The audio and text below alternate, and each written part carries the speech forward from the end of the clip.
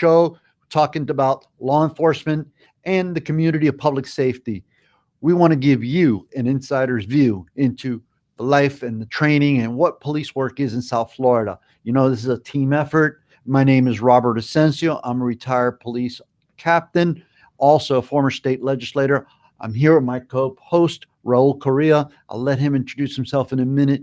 But today we want to deal with crisis intervention and the training that officers receive. We have a special guest today. Her name is Habsi Kaba. A little more about her because I can never do her justice. What do you say, Raul? Yeah, it's actually, I'm looking forward to today's show. I mean, today's International Women's Day, and we have an amazing woman that's going to come on the show and speak to us. So looking forward to it. Definitely a dynamic woman, a person who I've known for many years, a person who was instrumental, probably one of the best trainings that I've ever gone to, CIT training, critical incident teams, right? And it gave me a perspective of what a person who is with dealing with mental health, how to deal with them, better deal with them on the street. I believe Habsi, if I'm not mistaken, has trained over 15,000 people since she's been doing this program. There are over 7,000 officers in Miami-Dade County who have already gone through the course. But without further ado, let's give you a little insight, a preview of what Habsi is all about and what she brings to the table. Tommy, our producer, can you run the tape, please, for our audience to see?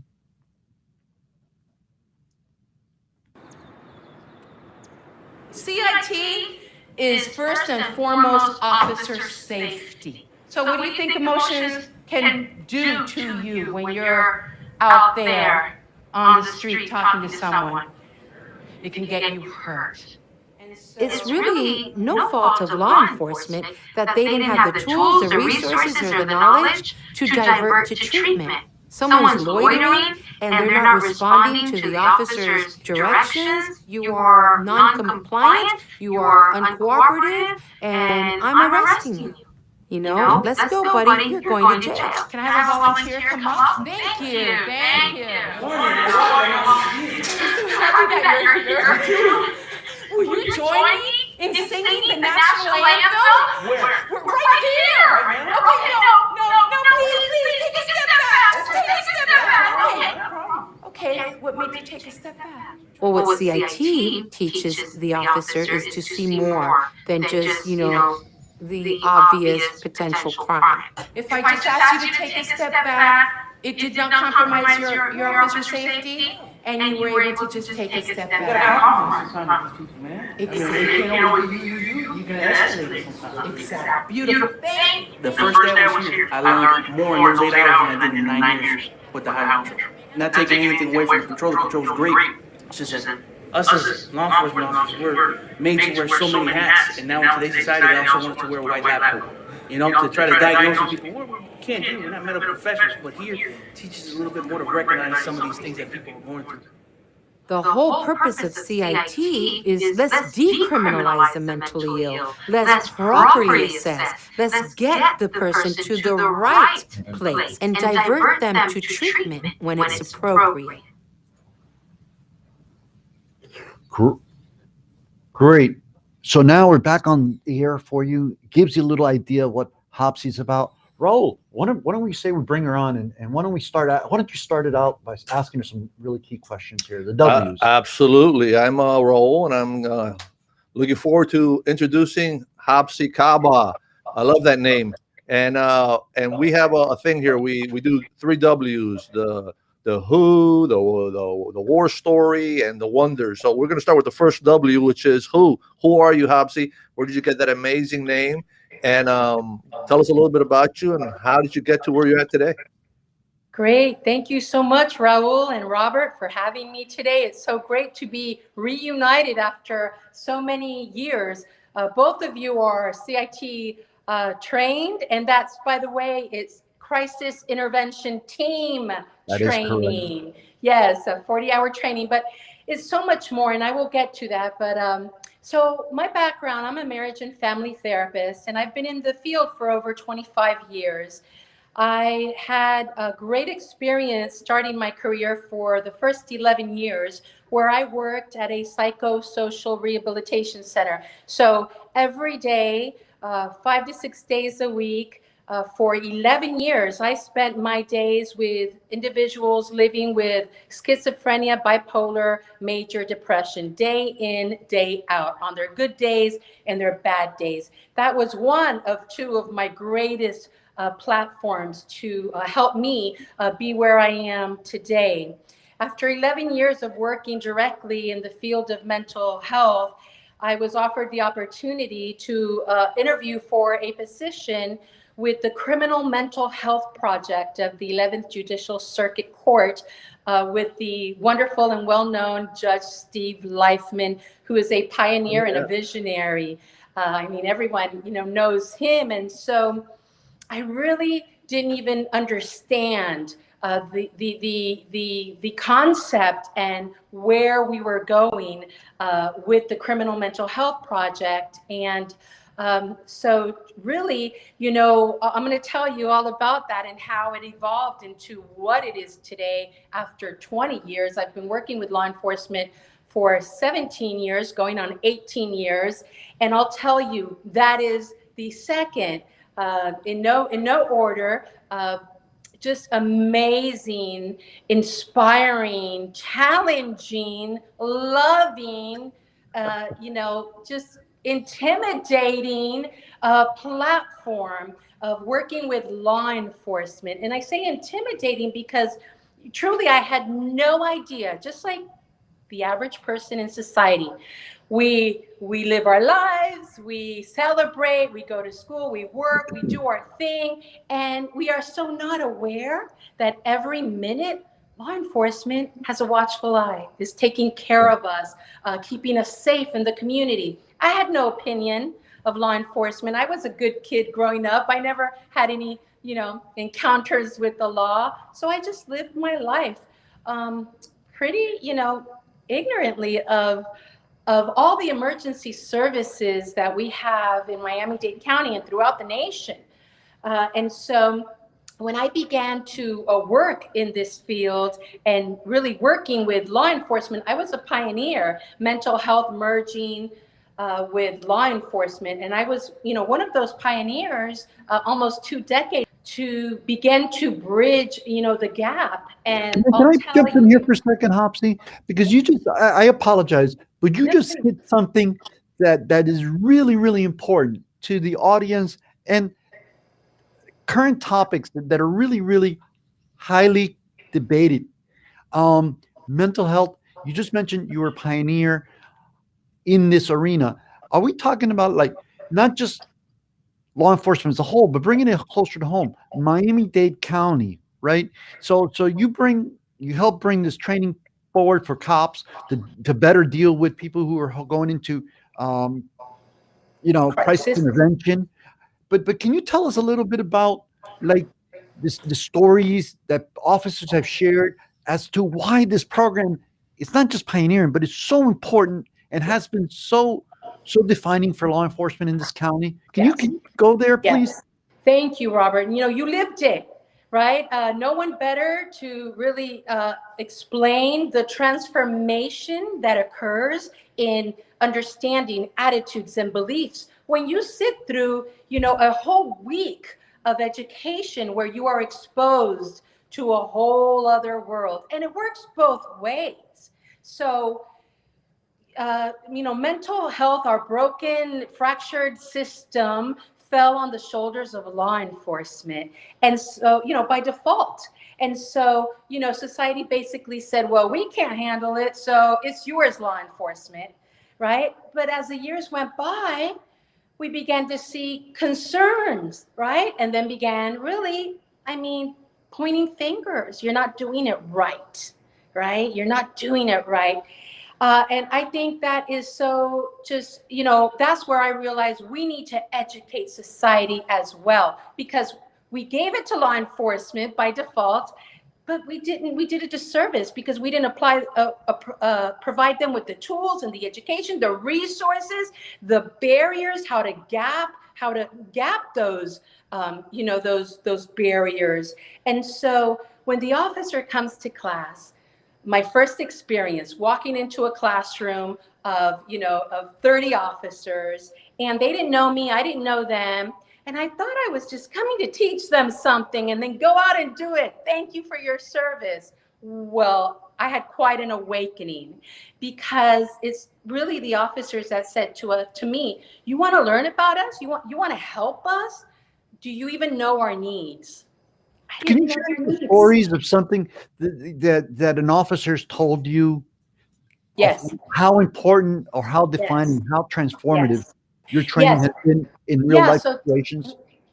Yeah. So, for example, we bring in people with lived experiences. Those are individuals with mental illness who have lived experiences in recovery, and they tell their story. So, law enforcement, responds when there's crisis, when there's, a potential threat. And so, law enforcement isn't responding when people are doing well. So, officers had really never really seen and been exposed to recovery and people who do well, and it began to really clarify and talk, remove those myths and talk more about facts. And it began to humanize people with mental illnesses. And at the same time, it began to humanize the badge as they began to have these interactions. And so I would have officers. I had one officer, at the end of the week, he was very kind, very wonderful officer from Coral Gables, and said to me, he gave me a card and he said, thank you, because I came here to learn about others. And in the end, I learned more about myself. Right? Wow. That we are more alike than we are different. Well, And I Habsi, would, let me. I'm only interrupting you once. Robert interrupted you twice, please and talk I to want me. to point out, because I've learned in your class. I've learned, I'll say one of the things that you bring to the table in your training is thinking outside the box. Officers, police officers, if you notice, they all wear the badge on the same side, and it's the cookie cutter approach. So a lot of what we do, a lot of our policies in many agencies are the same, the use of force and whatnot. And you bring that new perspective, especially when it comes to mental health. Mental health is not something that you can see right off the bat when you look at someone. It's not a physical ailment that you can see missing a limb or whatnot. And you brought a new perspective in a lot of your trainings to our officers. And I want to thank you publicly for that. Yes. Thank you. Thank you Ditto. so much. You've really been one of my greatest teachers. And it should be the same philosophy with anyone and everyone. Instead of being so quick to point out what we're not doing right, how about taking a step back? Spend time with mental health people, spend time with police officers, do a ride along. My first ride along was eye-opening and exciting, and it made me realize that, okay, that we're putting too much on law enforcement, all on their own. And that's why it's so important that CIT is not only about training, it's about bringing criminal justice partners, law enforcement, mental health, families, advocates together at one table, a platform where we can really identify those mutual concerns. Let's get out of our silos. Let's start working and streamlining communication and working towards a more responsive, safer, effective system. Law enforcement has been doing an outstanding job with diverting individuals, assessing individuals. Training really helped them. They tell me every day, this training helped me to save a life, to save my own life. I realize when I look back what I could have done differently. And so, if we take 10 years of what we've been doing, and really since 2010 to 2020, 2020, yes, out of two police departments, our largest, Miami-Dade PD and Miami PD, if you bring them together in 10 years, they've responded to 105,000 CIT calls, mental health calls. Wow. And out of those 105,000, there were only 198 arrests.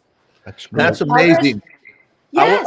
I want to use that as a segue, because I know in one of your trainings, going way back, the information was given that to no fault of corrections, it's just the resources weren't there. What do we do with the mentally ill that are confronted by law enforcement? And we Right. tend to put them in jail.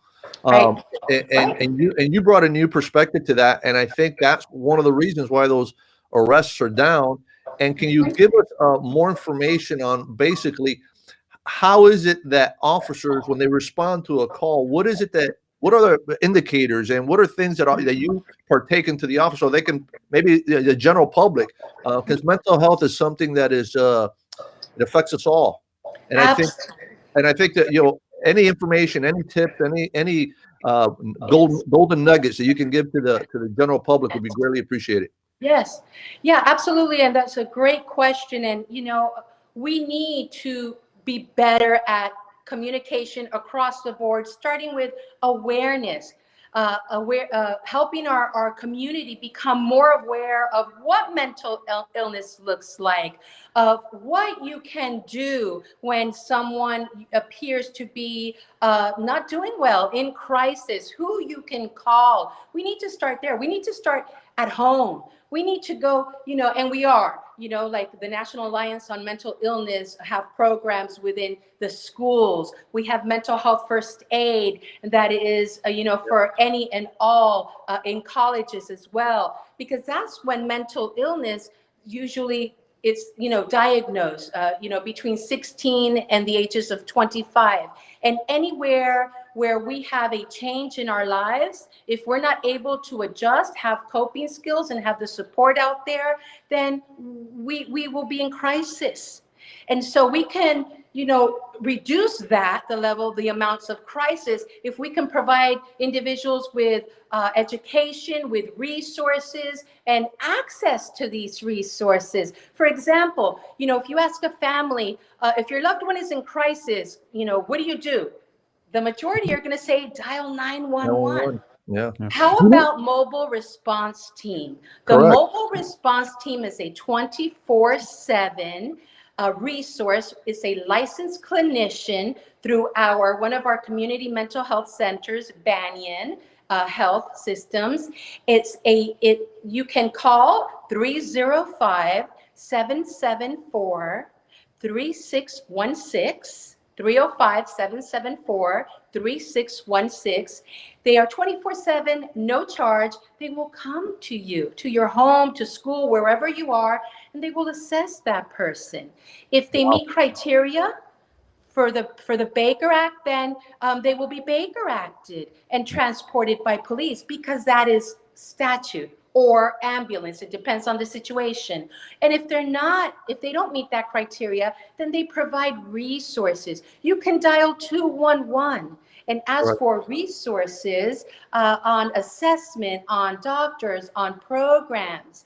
You can go to NAMI.org. I mean, there are so many things, prevention, that we can do before it gets to an emergency. But if it does get to that point, then thank goodness for law enforcement. And that's why, they need training. And you see more and more, because we teach them how to navigate through the system of care. But they're not social workers, nor should they be. And that's why you see so many now, with the talk of reform, with these crisis models where they have, co-responder models. Truly, they talk about defunding police, and I wish I could just have a microphone, to the nation, a PA system, and let everyone know. You need to stop. You need to learn about police. If you really understood police services and all of their lack of resources and challenges, we would provide them with greater funding to be able to assist them. And so people ask me, what do you think about the co-responder model? Well, I think that there is a place for mental health professionals, within our community to respond to crisis. But we absolutely need police for safety and, and criminal reasons as well. Habsi, I hate to cut you off, but we're down to the last 2 minutes. Yes. But I wanted to get a couple points across. Yes. If they need to get a hold of you for advice or guidance, where can the audience call you? Right. So I want to give the right. Law enforcement knows how to get a hold of me. I am not a service provider. I'm not 211, but or 911, but we do have 211. Call 211. Ask for more information on how to guide. Go, navigate through the system. If you want to learn more about our criminal mental health project through the 11th Judicial Circuit, go to our website, 11th Judicial Circuit of Florida, and there you can find some more information about us, and I'm happy to help. I want to give a shout out to, before I go, to all our women, our sisters on International Women's Day, but also to our former Chief Kalina. Happy retirement to you, sir. You have been a wonderful example of leadership and collaboration. You were one of the first departments to come on board with CIT, and we continue to carry on. Thank you. God bless, and happy retirement. And I want to thank you, Robert and Raul, for giving me this time, and I hope to see you soon. Thank you. Well, two closing thoughts. One, you, through your training, demonstrated to me what a person who is going through a psychological break and a break from reality, a person that may be hearing stories or voices, you taught me how to deal with them. And I can't say it enough, because not only did you probably save a person's life that I came up with or call up to deal with, but you also taught me that they were to decriminalize mental health. And I can't thank you enough for that, because not only was able to get into that frame of mind, but the officers that work with me were equally serving the community in a better way. Well, so I can't thank you enough, Raul. Why don't you close it out? Well, Habsi, and I want to thank you, because your training helped me to deal with Robert a lot better. So that was, I really needed that. You invited to the podcast. So Thank you. But we're going to continue our conversation with Habsi on our podcast. And Habsi, I'm going to use your information as a segue. We put 211 on our website in our links and resources. Great. If you go to our website, miamicop.com, it is on our, what's that? Miami Cop. Miami Cop Talk. What did I say? Miami Cop. Talk.com. Yeah. This therapy session has got me going. So, MiamiCopTalk.com, and we have a link to resources on there, and 211 is on there. I appreciate Habsi coming on, and again, congratulations for the great work you do. Thank you, and thank you to both for your care, your compassion, and your humanitarian efforts. Well, let's continue the conversation, please. Yes, please. Thank you. Love to all my officers. Bye. Well, that completes this segment of the show. Next segment, we have the honorable loss to law enforcement. Hopefully, he will stay on and work in the law enforcement community as a private citizen, but it is the recently retired chief of the City of Miami Police Department, Jorge Colina, a man who I admire, a man who basically does not deserve much of a recognition. So that's on the next show. To the producers, to our sponsors, Miami Tactical, right? Miami Tactical. What's that? That's my company. That's your company. Yeah, well, thank you. MiamiTactical.com. That's my company. Yeah, and you know what? Since we're putting people's names out there, I want to put Mainline Marlins, Tommy, the man, our producer, every day from 8:45 to 9 in the morning. He's got a 15-minute show. It's phenomenal. If you know anything about baseball, you know that this guy knows what he's talking about. On Wednesdays, it's from 3 in the afternoon to 3:30.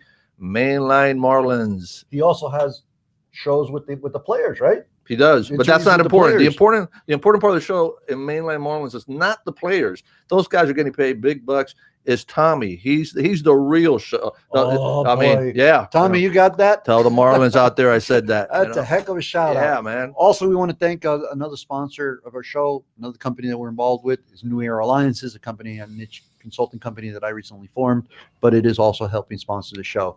So with that, we want to thank the Millers, Grant and Michael Miller, team at the community newspapers, Tommy, always behind the scene, producing our shows. You're the best. Let's keep it going. And for that, thank you very much. And we'll see you on the next show.